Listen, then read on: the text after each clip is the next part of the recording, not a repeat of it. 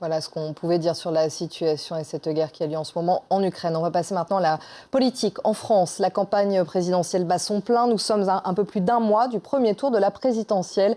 Et nous recevons ce matin François Asselineau. Bonjour. Bonjour. Merci d'être avec nous. Vous êtes le président de l'Union populaire républicaine. Vous êtes candidat à la présidentielle. Pour le moment, vous n'avez pas encore réuni les 500 parrainages nécessaires pour vous y présenter. On y reviendra dans un instant, mais d'abord, cette question, quelle est votre réaction face à ce qui est en train de se passer en Ukraine? Quelle est votre position vis-à-vis de la décision de Vladimir Poutine d'envahir l'Ukraine? Alors vous savez, quand il y a une guerre, il y a un dicton qui dit « la première victime, c'est la vérité ». Donc ce que j'essaie de faire, moi, depuis 15 ans que j'ai créé l'UPR, c'est d'essayer de dire la vérité.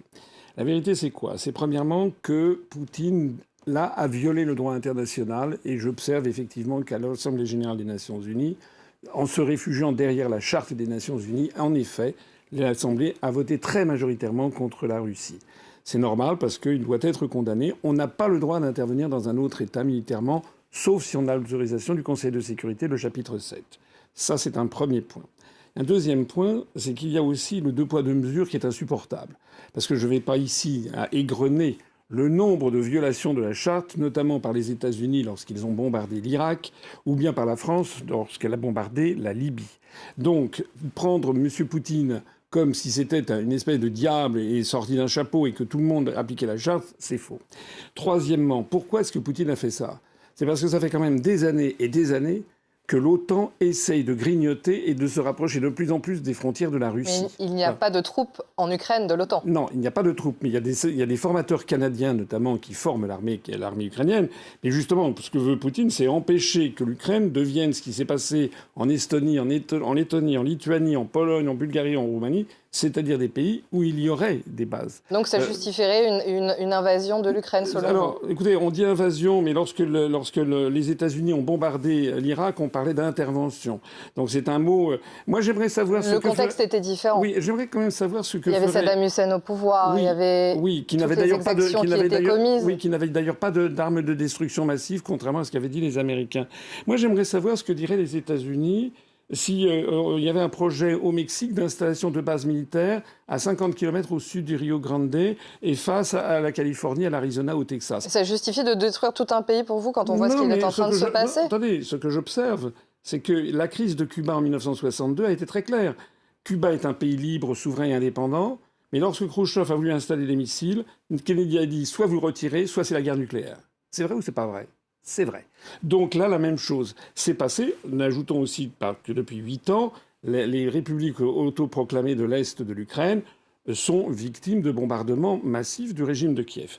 Alors, je ne dis pas ça. Tout ça, c'est vous qui le dites. Hein, non, non, vous avez des confrères qui l'ont dit. Il y a oui, mais 14 000 morts. Ça va dans les deux sens. Oui, oui. Mais en attendant, maintenant, il faut faire quoi? Il faut essayer... Encore une fois, j'ai condamné l'intervention de Poutine, qui est contraire au droit international. Mais le reste n'est pas conforme non plus aux accords qui avaient été passés entre le président Bush père et Gorbatchev au moment de l'effondrement du camp socialiste. Maintenant, il faut faire quoi? Il faut essayer d'amener tout le monde à la raison. On a affaire avec la Russie quand même à la première puissance nucléaire mondiale, avec 6250 ogives nucléaires. Et il a d'ailleurs brandi la menace nucléaire. Absolument. Donc on doit faire attention. D'ailleurs, la France fait attention. L'Union européenne aussi. Parce que lorsque M. Macron dit qu'il réagit, il n'envoie pas de troupes. Et Mme Parly a dit qu'il n'en était pas question en Ukraine. On envoie des troupes en Estonie, en Roumanie. C'est comme si vous aviez un incendie dans un L'Ukraine ne fait pas partie de l'Europe, donc pour l'instant, c'est normal. Pas partie de l'OTAN. Oui, mais si vous voulez... Ni de l'OTAN, ni de l'Europe. Oui, mais ce que demande le régime de Kiev, c'est justement d'avoir un soutien militaire. Or, bien entendu, aucun pays européen, ni aucun pays de l'OTAN Tous les pays européens se sont mis d'accord, pas pour intervenir, mais pour livrer des armes pour le moment. Oui, mais je ne pense pas que ce soit une bonne chose. Parce que ça veut dire qu'on va jeter de l'huile sur le feu.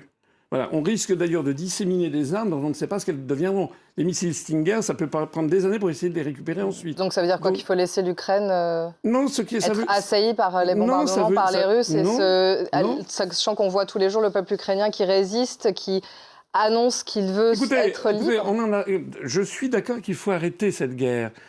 Mais moi, ce qui me chiffonne, si vous voulez, c'est que regardez ce qui se passe avec les Houthis au Yémen, regardez ce qui se passe au Congo, dans l'est du Congo. Il y a des zones dans le monde où il y a des centaines de morts tous les jours et on n'en parle pas. Donc il y a ici un narratif spécifique sur ces questions. On en parle sur France 24. Oui, sur France 24 peut-être, mais sur les grands médias français, on n'en parle pas.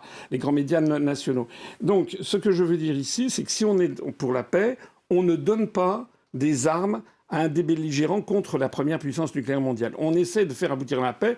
Et donc, je pense qu'il faudrait avoir une mission de bons offices, mais qui ne peut pas être remplie par M. Macron, puisque nous faisons partie d'un des deux camps. On fait partie de l'OTAN. Il faut donc qu'il y ait une médiation. Je vois que la Chine s'est proposée comme médiatrice. Ce n'est pas forcément la meilleure des puissances.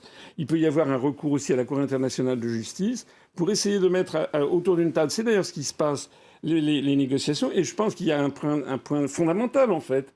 C'est qu'il faut que l'Occident admette que l'Ukraine doit devenir un pays neutre, ne peut pas acquérir... C'est ce que voudrait Poutine, c'est une de ses revendications, mais ce n'est pas ce que veut l'Ukraine. Le temps file, donc on va passer à autre chose, notamment sur la politique française et notamment sur vos parrainages. Vous n'y êtes pas encore, vous avez jusqu'au 4 mars, c'est-à-dire demain 18h, vous y croyez toujours? Sauf que le 4 mars, c'est la fin des réceptions. Mais le nombre officiel sera connu le 8 mars par le Conseil constitutionnel. Écoutez, on fait tout pour. On a des centaines de militants qui vont voir des maires. Le problème, c'est que les maires, d'abord, sont sous pression, ils l'ont dit.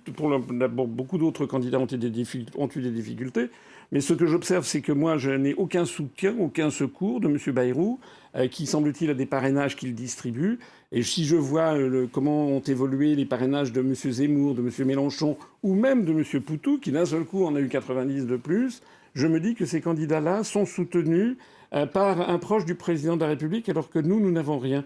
Je me demande donc si le fait de proposer la sortie de l'Union européenne, de l'euro et de l'OTAN, et finalement, c'est peut-être quelque chose qu'on n'a plus le droit de dire en France. Alors on a le droit de le dire quelques minutes sur un plateau de télévision, mais il faut bien comprendre que si je ne suis pas candidat, eh bien, il n'y aura aucun candidat en France à cette élection décisive qui proposera aux Français de sortir de l'Union européenne et de l'OTAN. Et de l'OTAN, notamment. De l'OTAN qui, c'est notre analyse, l'OTAN qui nous entraîne dans un engrenage militaire. Et l'Europe, ça nous entraîne vers quoi si l'Europe nous entraîne pareil.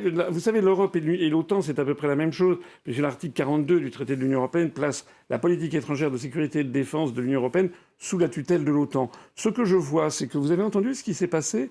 Vous avez le président ukrainien qui demande l'adhésion rapide de l'Ukraine à l'Union européenne. J'ai vu que Mme Salomé Zourabichvili, la présidente de la Géorgie, demande à son tour l'adhésion rapide de la Géorgie. Ils le savent, c'est une procédure qui prend normalement des dizaines d'années. Mais est-ce que les Français se rendent compte de où on va ? Est-ce que les Français sont vraiment d'accord? Quand on voit l'Union européenne qui s'unit comme elle est en train de le faire vis-à-vis de l'Ukraine... Elle nous entraîne donc vers la guerre. On a dit depuis des décennies aux Français... Mais Emmanuel Macron l'a rappelé hier soir, on n'est pas en guerre. On n'est pas en guerre contre la Russie non plus. Nous ne sommes pas, nous les Français, en guerre. On fournit du matériel militaire à l'Ukraine. Pour aider les Ukrainiens. Voilà, non, c'est pour entrer en guerre avec la Russie. Moi, je croyais que la construction européenne était une œuvre de paix. Si c'était une œuvre de paix, on devrait proposer à la Russie d'entrer dans l'Union européenne. Puisque paraît-il que c'est grâce à l'Union européenne qu'il n'y a pas de conflit entre la France et l'Allemagne. Donc en fait, l'Union européenne est en train de se transformer, comme je le dis depuis 15 ans, en un phénomène agressif qui risque de nous entraîner, comme en 1914, par un jeu d'alliances automatiques vers un conflit planétaire. Il faut mettre le haut-là à cette affaire. Ce sra le mot de la fin. Merci Monsieur Asselineau d'avoir été avec nous et d'avoir répondu à nos questions. Merci beaucoup.